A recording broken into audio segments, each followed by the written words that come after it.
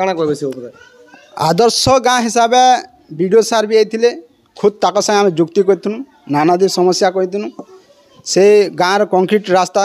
कहले फास्ट हवा बेले इलेक्ट्रिक हवा ट्रांसफॉर्मर बसवा बेले नहीं बसला गाँव में केबल हवा बेले नहीं बसला तापर रोड कंक्रीट है रोड कंक्रीट अर्जर्ड होइछे कमिटी घर जेनटा बोलछुं आज्ञा कमिटी घर नहीं हवा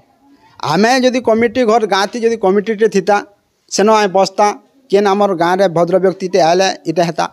मेमर कहले मेमर तार बाटे रास्ता केते कोन होई जाय रास्ता गाँव में जितकी हिस्से सब होइछे आज्ञा गाँ ई मुंडू से मुंडसा रास्ता ऑलरेडी पिचु होइछे एबे जेन आमर हर घर जल हर घर नल रे जेन व्यवस्था अच्छे से आज्ञा मैंने आसिक रास्ता कूड़ी कर नल तापुछन से मैंने ताहां पचारा कहीं ताकुछन जे एटा आमे करूछु 5 सप्ले पर एतिर व्यवस्था हवा बोले डस्टबिन लाबा कथा लाइटिंग सुविधा हवा कथा न लाइट फाइट